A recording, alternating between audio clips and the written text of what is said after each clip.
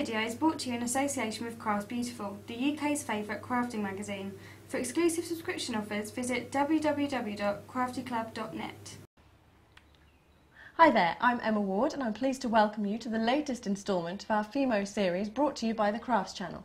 I'm joined today by FEMO expert Corinne Brad. So what are you going to show us, Corinne? Today I'm going to show you how to make a stripy wrapped cane, like a mille-fiori cane. And as you can see, we've got on these buttons here, they've got excellent little striped edges. Yes. And it's a really, really nice effect. So it's, again, very simple. Okay.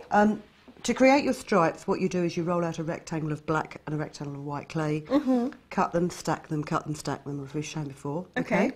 So you have your stripes. You need to roll out a cane of a nice bright colour, so that that is about the length of your rectangle. Okay. Okay.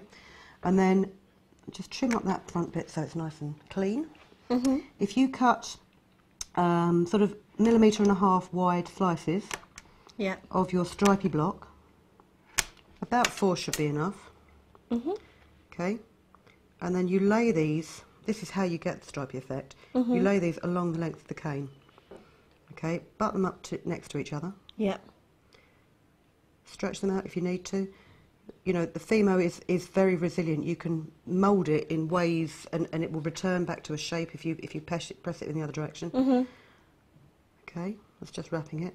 Don't worry too much if it doesn't seem to join up, because what you'll do in a minute is give it a quick roll and that will fill in any gaps. Okay. Okay. Now, this one is going to end up with a gap. Yeah, what I will do, you just cut yourself another cane, another stripe. It helps if you actually use the sharp edge of the blade. Because if you don't, this is what happens. It smudges. Although, if you wanted a sort of pewter effect... That'd be quite a good way to do it. Yeah. It's great, isn't it, when you watch these videos, because you can guarantee I'll always do something wrong. I don't need a full cane for this, but so what I'm going to do is I'm just going to cut this in half down the middle. And then make sure it lines up black to white along the edge of it, and make sure that that smudged edge is on the inside. Okay. How have I managed to make that one longer than all the rest? Right, you've done that. Give it a squeeze to get rid of any air bubbles. Roll it flat, press it up, roll it flat. Now don't worry that the edge of that has gone squiggly. I mean, you could twist it as much as you like, because you're going to cut slices of this in a minute. Or I'm going to cut slices. You can cut slices if you want to. Okay. Roll out another thin layer of clay, because you're going to wrap this cane with this to give it a border. Lay your cane on there. Take the sharp edge of your blade. Cut the sides off. Cut a nice straight top to it here. Okay. Wrap it around your cane. Typically that's not long enough, so this is where you then start to doctor it to fill in the gaps. I like to show people how to rectify their own mistakes. Yes, that's a very important part of the demonstration. It is a very important part. It's always an important part of my demonstrations. It doesn't really matter actually if you do have to patch it up, because what you'll do is, again, you're going to roll this smooth in a minute. Give it a squeeze to get the air bubbles out. Roll it smooth, press the ends up. Okay. And then what you can do, take the baking surface. This is another piece of clay, thick enough for a button.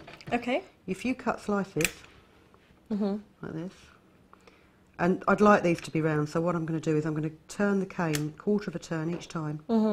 Use a nice sharp blade, and then arrange your slices. Don't they look cool? They look fantastic. Okay. Let's just cut another one. Right. Give it a quick roll to flatten them into the surface of your base clay. And then, if you want to, I mean, you could make a pendant with it, but if you want to make a button with it, I'd suggest you just cut that section out there. Again, put your 2 holes in with a double-ended needle. And, you know, you can make all sorts of different stripes. You know, green and black looks lovely as well. To make some really great buttons. Fantastic. And very nice cane. Brilliant. Thanks for that, Corinne. Cheers. Well, that's all the time we've got for today, but make sure you join us next time for the latest instalment of our FEMO series brought to you by the Crafts Channel. Thanks, and I'll see you next time.